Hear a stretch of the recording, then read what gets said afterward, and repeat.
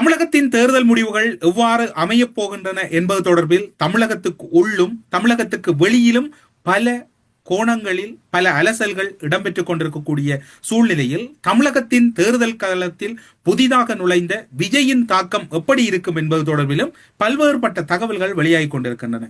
ஒரு தரப்பு விஜய் முதலமைச்சர் ஆகிவிட்டார் என்று சொல்லியும், இன்னொரு தரப்பு அதற்கான வாய்ப்பில்லை, அவர் 2ஆம் அல்லது 3ஆம் நிலைக்கு தள்ளப்படுவார் என்கின்ற கருத்துக்கள் எல்லாம் நிலவி வரக்கூடிய சூழ்நிலையில் சாதாரணமாக தமிழகம் எப்படி இருக்கிறது, தமிழகத்தின் நிலைப்பாடுகள் எப்படி இருக்கின்றன என்பது தொடர்பில் இன்றைய செய்திகளுக்கு அப்பால் நிகழ்ச்சியில் பார்க்கலாம் என்று நினைக்கின்றோம். விஜயை பொறுத்தவரையில், அதாவது டிவிகே தமிழக வெற்றி கழகத்தை பொறுத்தவரையில் வெற்றி வாய்ப்புகள் என்கின்ற கருத்துக்கள் அதிக அளவில் தமிழகத்தை பொறுத்தவரையில் மறைக்கப்படுகின்றன அல்லது நிராகரிக்கப்படுகின்றன என்கின்ற தகவல் தான் அங்கிருக்கக்கூடியவர்களிடம் பேசுகின்ற போது வருகின்றது. குறிப்பாக சொல்ல போனால் திமுக ஆதரவு ஊடகங்கள் கூட தாவேகாவுக்கு 30 தொடக்கம் 35% வாக்குகள் கிடைக்கும் என்கின்ற ஒரு கருத்து நிலை இப்போது பெரும்பாலும் வந்திருக்கின்றது. அதிலும் குறிப்பாக இன்னும் ஒரு கருத்து வருகின்றது, 1 கோடிக்கு மேல் வாக்குகளை விஜய் பெறுவார் என்கின்ற கருத்தும் பங்களிப்புகள் வெளிப்பட்டு நிற்கின்றன. தேர்தலுக்கு முந்தைய கருத்து கணிப்பில் 60 தொடக்கம் 70% ஆதாரம் இல்லை என்றே கூறப்படுகின்றது விஜய்க்கான வெற்றி வாய்ப்புகள்.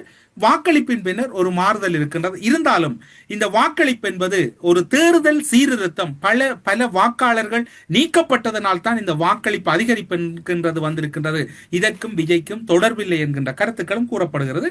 இது ஒரு புறம் இருக்கட்டும். அங்கு இருக்கின்றவற்றை இருக்கின்ற மாதிரியே நாம் கூறுகிறோம். இதில் உங்களுக்கு ஏற்றால் போல் இது சார்பு நிலை, எதிர்ப்பு நிலை என்கின்ற கருத்துக்களை நீங்கள் பகிர்வது அது உங்களுடைய உரிமை சார்ந்தது. எது எவ்வாறு இருந்தாலும் அன்றைய தேர்தல் தொடர்பில் உளவுத்துறை தகவல் ஒன்றும் இப்போது வெளியாகி இருக்கின்றது.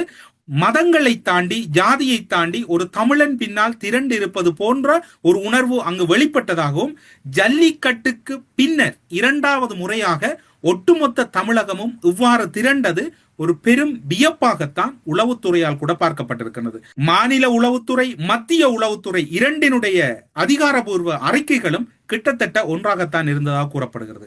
10 பேர் இருக்கக்கூடிய இடத்தில் அந்த கருத்து கணிப்புகளை கேட்கின்ற போது ஆக குறைந்தது 6 அல்லது 7 பேர் டிவிகேயை நோக்கி விரல் நீட்டி இருக்கின்றார்கள். எதற்காக வாக்களிக்கிறீர்கள் என்று கேட்டபோது கூட அதற்கு அவர்கள் கூறிய பதில் மாற்றம் என்கின்ற பதில் கூறப்பட்டிருக்கின்றது. உங்களுக்கு ஞாபகம் இருக்கும், இலங்கையில் நடந்த கடந்த ஜனாதிபதி மற்றும் நாடாளுமன்ற தேர்தல்களிலும் எந்த ஒரு நோக்கமும் இல்லாமல் மக்கள் மாற்றத்தை நோக்கி வாக்களித்திருந்தார்கள். அதே ஒரு சம்பவம் தான் இப்போது தமிழகத்திலும் இடம்பெற்றிருப்பதாக கூறப்படுகிறது. அதிக அளவான கருத்துக்கள் எப்படி இருக்கிறது என்றால், டிவிகே ஒவ்வொரு தொகுதிகளிலும் ஆக குறைந்தது 25% மேல் வாக்குகளை தாண்டுகின்ற போது ஒரு ஆசனத்தை நோக்கி நகருகின்ற சூழ்நிலை ஏற்படும்.